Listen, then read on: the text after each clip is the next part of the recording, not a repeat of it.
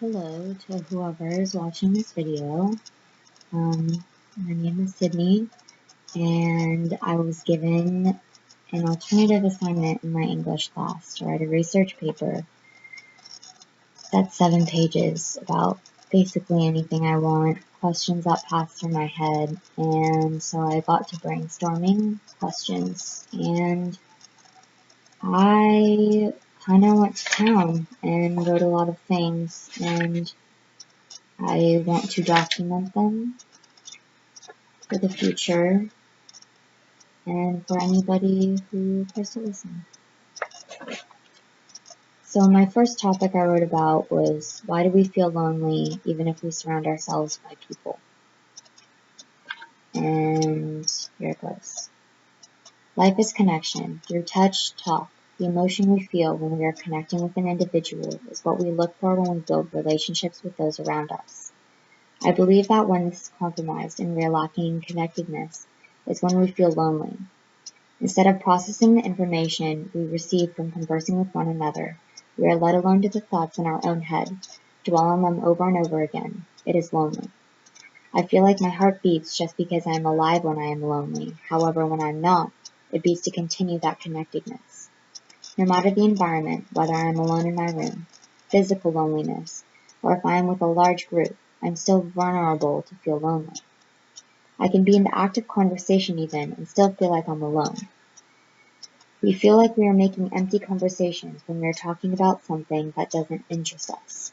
Like we have to fill the void of silence that exists, but I think the silence is crucial to think and to process. That is why I don't trust people who talk a lot. Why are you splurting out things before you can process it? I'm not saying that you should process your thoughts before you say them, because sometimes free-flowing thought really reveals who you are as a person.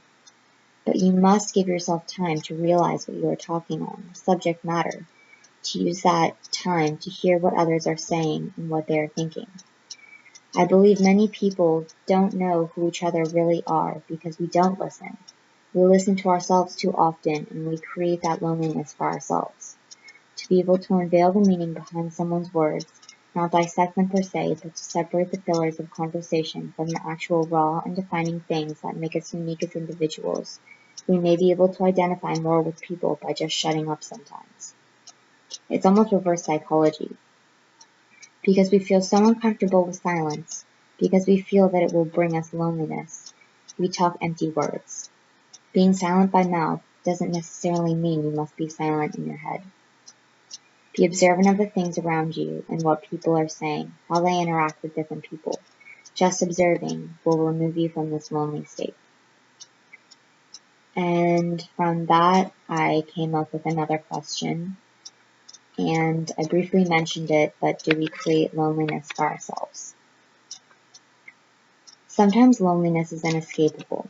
When we feel lonely and lack the company we desire, are physically alone, it can be very hard to simply stop thinking about how lonely we are, so we resort to distractions. I feel like humans have gotten so good at distracting themselves that sometimes we can't see the root of our problems we may encounter. Sorry, that was my fat dog yelling. We can't see the root of our problems we may encounter. Many times these distractions are our phones and social media, simply reading into others' lives.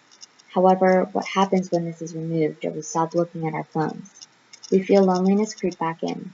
Those thoughts become loud and prominent once again. What must be done when you are lonely is to channel this feeling. But how is it channeled?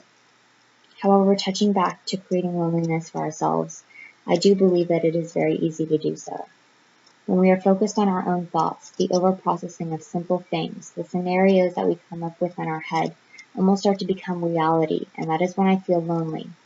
Many times we create this loneliness in our heads, even though we are in the presence of others, is because we are not choosing to make the connections that are before us, or we are surrounded by people that we don't connect with.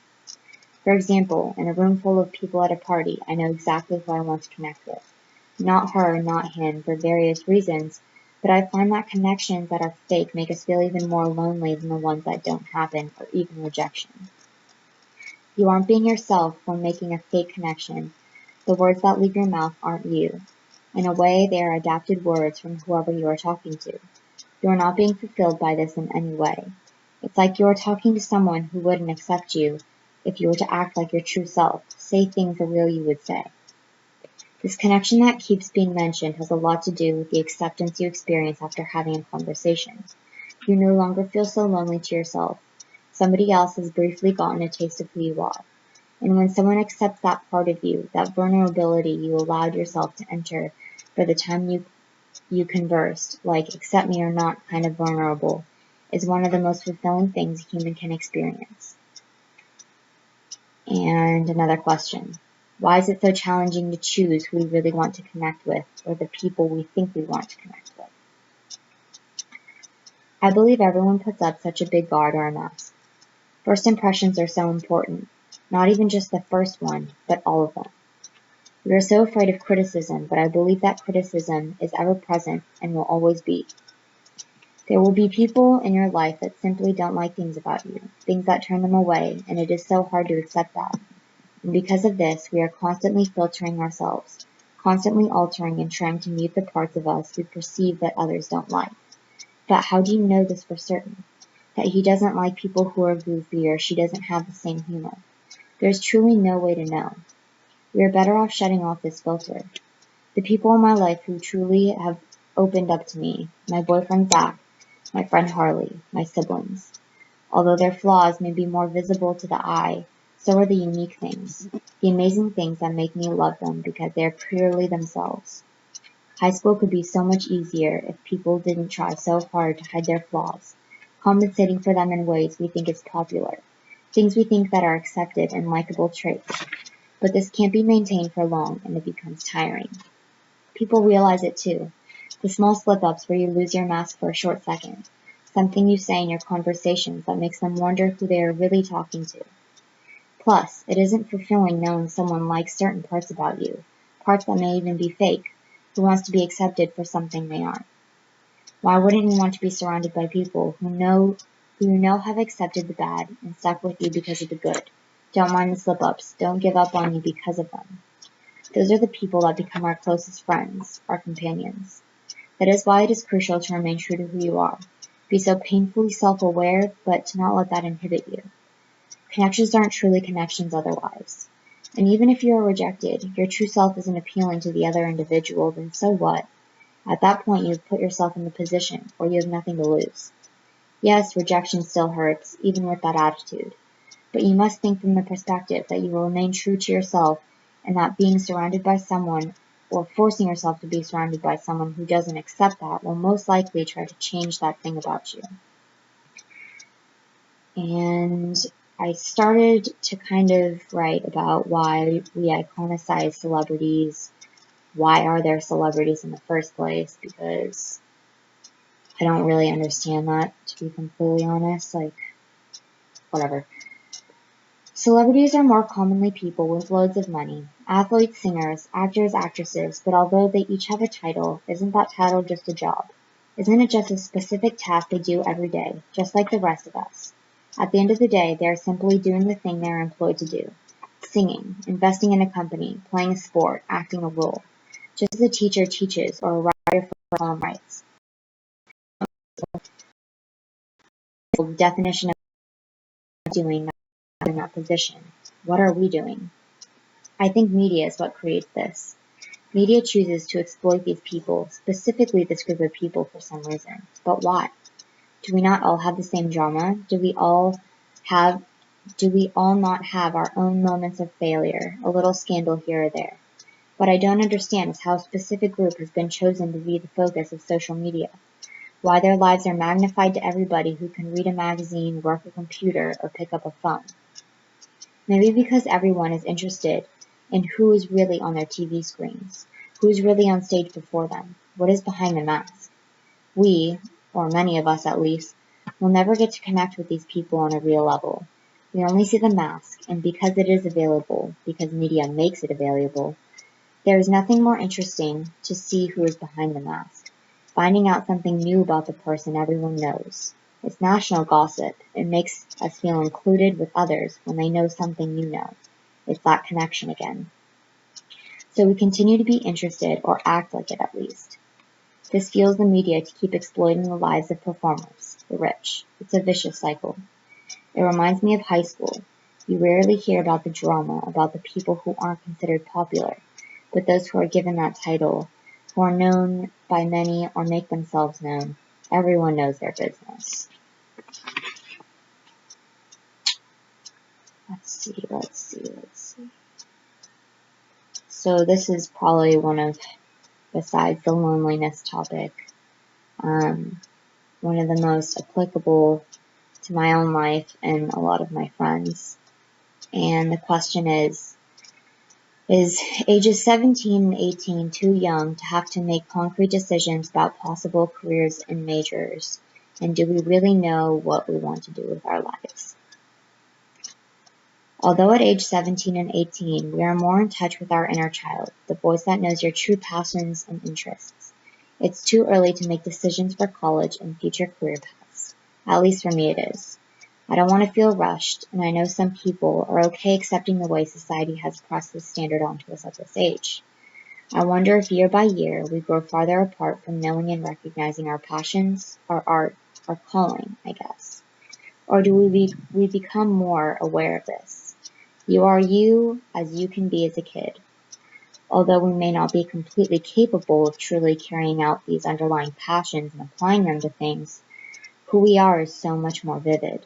But as we mature, does growing and maturing necessarily make those traits less recognizable? When we are children, we don't have to find ourselves. Then you lose yourself amidst your middle and high school years. You may think you know who you are as a person, but do you really? Many then spend the next 10 to 15 years on this internal endeavor to separate the bullshit from the real you. Within that time period, should we, or is it wise to be making life-changing decisions based off of what you generally believe may be a passionate course? It sounds foolish, yet at the same time, it happens when you try too hard to find the true you. Do we start to overlook what's actually there? Through living life, expanding your horizons, experiencing things, and taking note of small, stereotypically insignificant things that you thoroughly and naturally enjoy, that is where you find your passion. Now, I'm not trying to put all high school students under one category of taking a shot in the dark when trying to answer the greatest question during this time. What will you do with your life? I'm sure there are people who are damn sure they know what they want to do, but I'm putting most of us under that category. During high school becomes your life for a couple of years. You become infatuated with everything. Every day is a new experience, a new lesson, a new drama. It is hard not to become lost within it. It engulfs you, your morals, the things you value, and your priorities. I've not met one individual who at some point, whether briefly or for longer than expected, fell captive to high school. Then finally, maybe, possibly, the last year you attend this crazy place, close to the end of a chapter in your life and the beginning of another, we realize we no longer belong to its social bounty. It doesn't matter anymore. The mistakes you made, the things that seemed so large at the time, are irrelevant to the future you. This is when everyone gets real, ditches the mask if you haven't already, because you no longer have to live up to your peers and your teachers' expectations. Hello, senioritis. This is when you must take a close note of the things that slowly begin to shine through again, what becomes less important and what becomes more. These hidden things come out of hibernation, and it is the greatest relief. We are then enabled to make the most real connections we ever had throughout our high school career. Sad, however, that it takes you up until you decide to not give a shit for you to truly see people for who they are and appreciate this, or not. And then I kind of went off into a different tangent. I mean, they're kind of related, but you get it. Why is high school socially challenging? Once we realize we're no longer in the forgiving walls of high school. In comparison to the real world, the things you really fuck up on in high school won't affect you as greatly as they do when you no longer have a teacher who doesn't care as much when you're late to class. Because that teacher is no longer your teacher.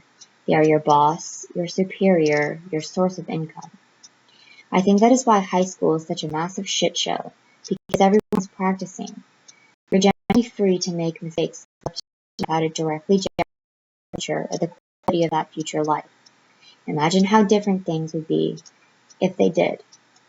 Yeah, that essay you didn't turn in sucks for you. You won't get that interview from your dream job. Then again, no matter what the consequence, we will still make stupid choices at this age. But might we be more cautious about how we treat each other, how we might respect each other's private life? Think about how each one of us at the end of the day has a beating heart and a soul capable of feeling sadness, embarrassment, shame, self-consciousness. That's another thing about high school. It somehow escapes our minds more often than not that we all experience those same feelings. We are all in the same position. Somehow, though, we defy ourselves, place ourselves above or below others, associate with those we feel who are of equal status. Does our association sometimes hide our unmistakable qualities? Absolutely. Throughout my sophomore and junior year, I chose to associate with a group that simply I couldn't connect with. But because they accepted me for whoever I chose to be around them, I coined this acceptance over connection. And that was my largest mistake. That was when I lost myself because I settled for acceptance that could have not even been legitimate.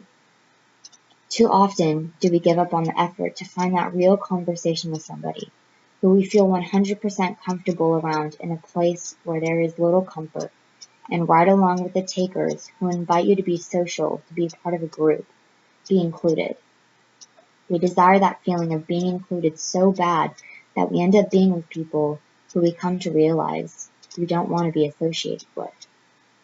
And then it is back to square one. I found myself settling and overlooking what I knew to be true. I didn't belong. But everybody wants to belong to somebody, right?